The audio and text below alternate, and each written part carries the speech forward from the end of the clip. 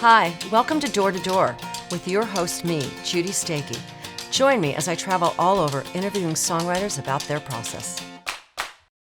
Hi, welcome.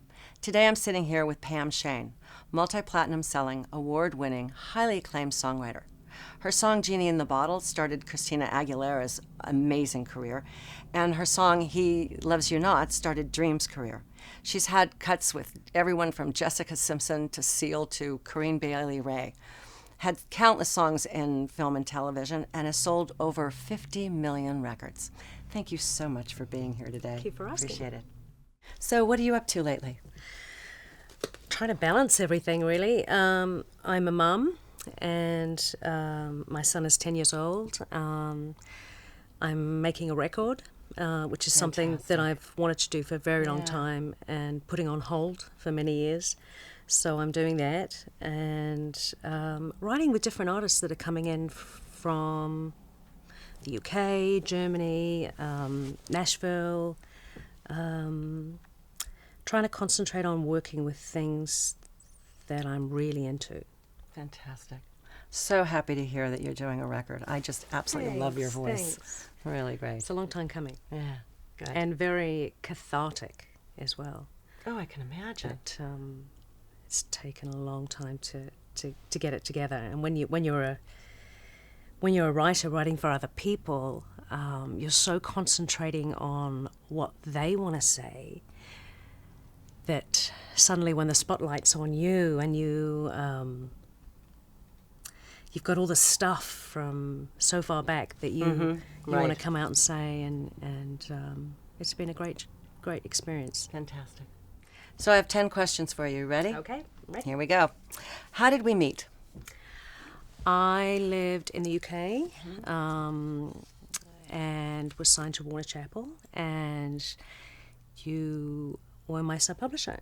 You worked in LA, and we came in to see you in your office and played you some songs, and you put me together with some people, some other co-writers here, and I did many trips here and then. Oh, many. Eventually, and I think that was, I've got to say that was maybe 15 to 20 years ago. Oh yeah, it was a while ago. Oh, absolutely. What is your creative process? Right. Well, I like to collaborate. Always love to collaborate. And I'm a top liner, so I write lyrics and melody, and I sing. When I'm writing with an artist, I like to get to know them first, break down some barriers and find out what it is in their life that they're going through at that point. Because they've got to connect with their audience. Oh, absolutely. And it's got to come from an honest place.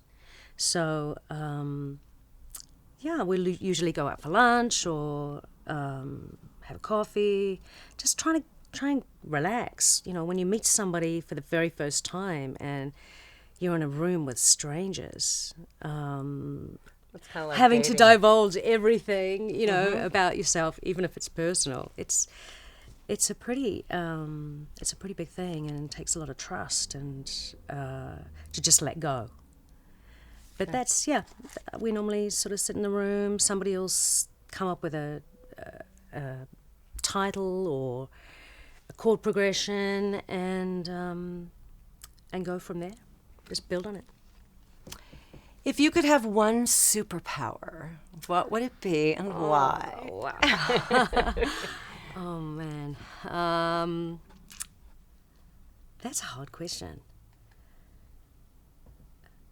It'd be quite good to be a mind reader. Oh. Or psychic, perhaps. Yeah. And I guess you'd... We probably all have a little bit of that in us. We could just save develop a lot that. of time. Yeah, that's right. We just have to develop it. It's another sense, really. I think we probably all do have that. So you do have that superpower already. Well, I maybe have to work on it a bit. Was there an event in your career that in hindsight was a blessing in disguise? Well, I guess this could be with Genie, in fact.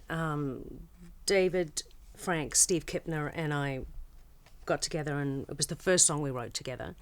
Ever? Ever. Oh, ever. Wow. A girlfriend of mine had written with David from the UK, and I told her we were going to the US to write, to LA, and she said, you must write with David Frank. And when I phoned David Frank, he'd laugh if I told you this. He was like, Pam who?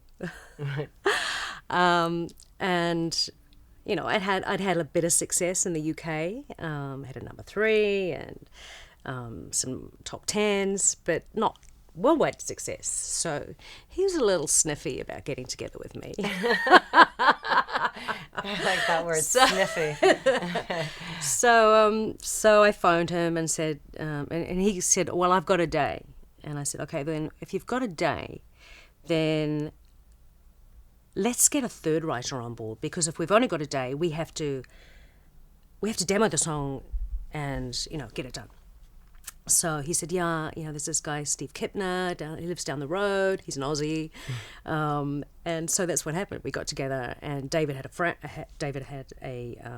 played us some tracks, and we chose this particular one that ended up being Genie. And I went and demoed it the following day, left town, and they pitched the song out there, and it was like people were swarming over the song. And Paula Abdul wanted to cut it, another girl called Innocence wanted to cut it, and then we found out that Christina wanted to cut it. And because they were on the same label, there was a little bit of a fight going on. Anyway, some of us wanted to go with Christina, some of us wanted to go with Innocence, and we did our due diligence on the song, and thank God we ended up with Christina. Yeah. Because, we found out Shelley was on the record, Don Warren was on the record, right. So, we were amongst some good people. The odds were pretty good. The odds were pretty good. And Innocence, I don't know whether they actually released a record in the end. I don't think they did. So yeah, thank you, God. Bless their hearts. Absolutely. That happened. Yeah, cool. What is your least favorite word to use in a song? Just. Okay. It annoys the hell out of me. What is the biggest highlight of your career so far? Well, I could say that having a number 1, of course, was a huge highlight, and something that I hope to repeat one of these days.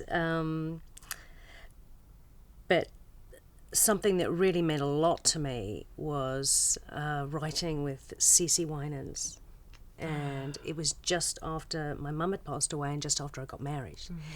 And to be in the same room as her, I loved her all my life. I love her voice. She's just so gorgeous. And yeah, we wrote a song together, and she made me sing it, which was, You sang for her? Yeah, I sang for her, which is not Lovely. what I wanted to do. I wanted her to sing for me. But the first time I listened to it, I was in Nashville on a writing trip on my own in the hotel, and heard the song for the first time. My publisher out there gave me a copy, and I was bawling. It was a great moment. Fantastic. How do you stay musically current? I think mainly writing with younger writers. Yeah, I listen to a bit of stuff that's going on the radio, on the internet. Go to a few gigs and check out. I love singer-songwriters. That's always been my passion. Writing with younger people and trying to keep it fresh. What inspires you to get up every day and do this? I think, well, I have a very supportive family, thankfully. My husband, who I've worked with for 22 years, has been my manager and a massive support to me, and I wouldn't have been able to do that without him. Our son, and it's a tough thing to try and balance being a mum and balancing your passion, and you're doing one thing and you feel guilty you're not doing the other, and it's a tough balance. But I'd say that they are an inspiration to me, and you've got two supportive boys out there. I'm, you do. I'm really grateful that I've actually been in the business this long to do something that I love and be paid for it, which is a bonus on top. That's what everyone tries to do. Yeah. Absolutely. Yeah. Do you have a great co-writing tip for our audience out there that you would like to share? Ooh, be a good listener. Oh, that's a good one. Be a good listener, and it's not all about your ideas, especially if you're a collaborator. If you're writing on your own, of course, but if you're collaborating with new people, just let go and sort of go with it. And if something really instinctively feels wrong, then speak up. But just try and stay positive and be open to everyone's thoughts. So before we go, one last question. Yep. Is there any advice you would like to give Advice. to budding young songwriters out there? Those wanting to be the next Pam Sheyne. Well, it's a different business to what it was. When I started, it's tougher in some ways, it's easier in some ways. Most importantly of all, I'd say opinions from the business side. Yeah, you have to be business savvy, definitely have to be business savvy. But if you really believe in something, then you have to go for it and really push for it and keep going at it.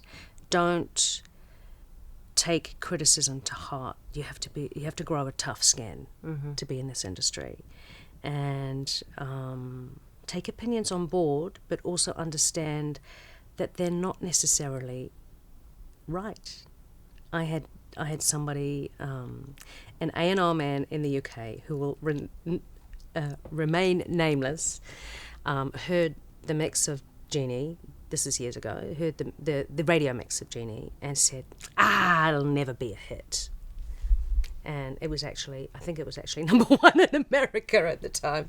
So no, everybody's right. People. We're all.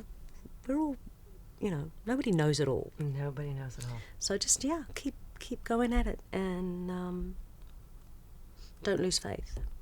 Cool. Thank you very much. Appreciate it. Thank you.